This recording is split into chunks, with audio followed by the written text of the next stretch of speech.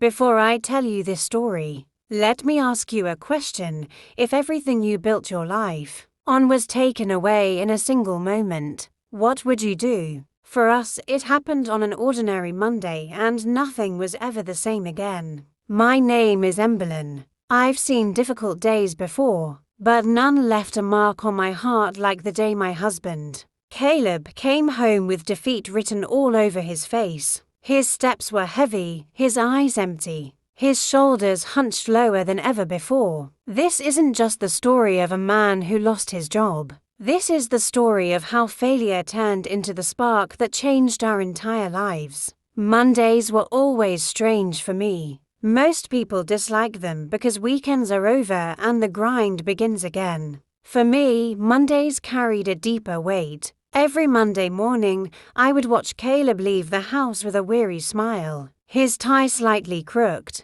his lunch packed neatly in the old worn-out bag I kept ready for him. I kissed him goodbye, pressed his hand tightly, and silently prayed that nothing bad would happen to him that day. Caleb wasn't lazy. He wasn't weak. He was one of the hardest working men I had ever known. Yet no matter how hard he worked, recognition never came his way. His paycheck barely covered our rent, bills, food for the kids, and fuel for his long commute. Extras didn't exist in our lives. New clothes, dinner at a restaurant, or even a simple family outing were luxuries we couldn't afford. Sometimes I would find a few coins at the bottom of an old purse, and it felt like discovering treasure. But the heaviest weight wasn't the money. It was watching the man I loved come home every night broken in spirit. His daily routine was always the same. He'd take the early train, usually finding a seat by the window, staring outside while his mind drowned in worrying.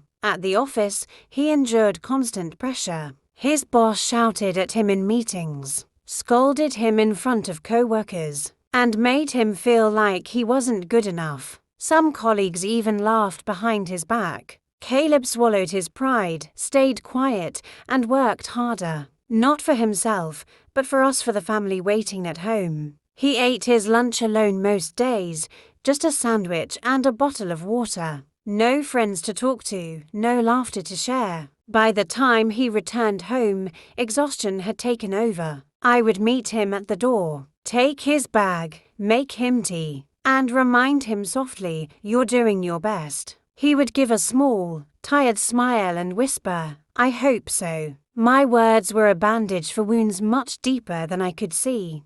And then came the day everything shattered. A Monday. Caleb made a small mistake at work, a simple error in a file. Just a single digit off. Something easy to correct. But his boss refused to listen. Instead, he called Caleb into his office, humiliated him, and then spoke the words that pierced through him. Like a blade, "You're fired." Just like that, years of service were erased. No warning, no second chance. Only a command: pack your things and leave. That afternoon, rain poured heavily. Caleb had no umbrella. His jacket soaked through. His shoes filled with water as he trudged through the city streets to catch the train. The world around him bustled with noise. Cars honking, people rushing, but inside, he was silent, empty. He returned home with nothing but despair. I was washing dishes when the door opened. The moment I saw his face, I knew. He sank into the sofa, shoulders trembling, eyes hollow. The kids were asleep. The house was quiet. And he finally whispered, "I lost my job." His voice cracked as he added, "I've failed you." I sat beside him, took his hand firmly, and looked him in the eyes. "No," I told him, "you haven't failed. The failure belongs to those who never saw your worth." I kissed his forehead and said, "Now it's our turn." That night, we didn't sleep. We stayed in the kitchen, the dim light flickering above us. I brewed tea. He held the cup with both hands. And for the first time in years, we spoke about dreams. We had no money, no plan, but we had hope. Caleb knew logistics, delivery routes, and supply chains like the back of his hand. He had years of experience. I asked him, "Why can't we start something of our own? Even if it's small?" He shook his head, whispering, "But we have no capital." Without a word, I stood up, opened the cupboard, and brought out a wooden box. Inside were the only pieces of jewelry I owned: a necklace, my grandmother's bracelet, and a few old rings. I laid them gently on the table. "Sell these," I said. His eyes widened. "But these are precious." I smiled softly. "So are you. I believe in you more than I believe in gold." The next day, Caleb sold the jewelry. It was just enough to buy a second-hand laptop, a set of business cards, and rent a small desk in a shared downtown office. It wasn't much, but it was a beginning. He looked at me with a glimmer in his eye and said, "Fast Track Couriers. Not only will we deliver packages fast, but we'll deliver ourselves into a better life." Our office was nothing more than a tiny room. A single desk, a chair, and a window that barely opened. The desk wobbled every time Caleb typed. But it was ours. And more importantly, it was a seed of hope. He emailed old contacts, called everyone he could remember. But most didn't respond. Some didn't even remember who he was. Until one man did. And that changed everything. The first job was small. Just a few boxes that needed to be delivered from one side of the city to the other. Caleb borrowed a friend's car, carefully loaded the boxes himself, and completed the delivery on time. The client was pleased. The next day, he told someone else about us. Then another. Soon, we had 3 small deliveries a week. I answered calls, organized schedules, and wrote thank you notes to every client. I made sure Caleb had food packed, so he wouldn't skip meals like before. Some days were busy. Other days, the phone didn't ring at all. Those were the hardest days. I would find Caleb sitting silently, staring at the wall, doubt written across his face. I would place a cup of coffee in front of him, kiss his cheek and whisper, "Just one more day, hold on." Those words became my daily ritual, simple, soft, but strong enough to keep him moving forward. Step by step, delivery by delivery, we were building something new. It wasn't easy, but for the first time in years, every challenge felt worth it. Because this wasn't just about surviving anymore. It was about creating a life where Caleb's worth couldn't be denied. The early days of Fast Track Couriers were like walking a tightrope. Every delivery mattered. One wrong move, one unhappy client, and everything could collapse.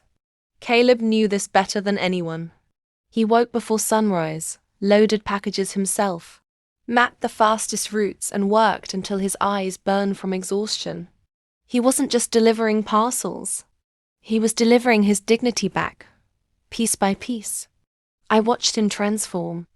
The man who once came home defeated, now came home with stories. Stories about the clients he met, the roads he drove, the challenges he overcame. His voice carried excitement, even when his body ached with fatigue. Our children, once too young to understand, began to see their father as a fighter, not just a worker. That success never comes without storms. One week, 3 deliveries were delayed because of a broken-down rental van. The clients threatened to cancel contracts. Caleb came home that night, hands trembling, saying, "Maybe I'm not cut out for this." I took his face in my hands and whispered, "If you could survive humiliation and loss, you can survive this too. Vans break down, but your spirit doesn't." The very next morning he went out, rented another vehicle, and personally apologized to each client. To our surprise, instead of leaving, they respected him more for his honesty. Word of mouth grew stronger. Within a year, we had enough work to hire 2 part-time drivers. The office that once felt too big for us now felt too small. Caleb's laughter returned. He still worked long hours, but he carried pride in every step. I managed invoices, answered calls, and sometimes even rode along on deliveries just to keep him company. We were partners in every sense. Then came the first major breakthrough. A mid-sized manufacturing company was looking for a courier partner to handle their regional deliveries. It was the kind of contract that could double our revenue overnight. The catch? Bigger, established companies were competing for it. Caleb was nervous. "They won't even look at us," he muttered. But I reminded him, "They don't know what we've been through. They don't know how much you'll fight for this." On the day of the meeting, Caleb wore his only suit, the same one he'd worn to countless job interviews before. Except this time, he walked in not as a man begging for employment, but as a man offering a solution. He spoke with passion, explaining how our small size meant we could provide personal attention, faster service, and flexibility larger companies couldn't match.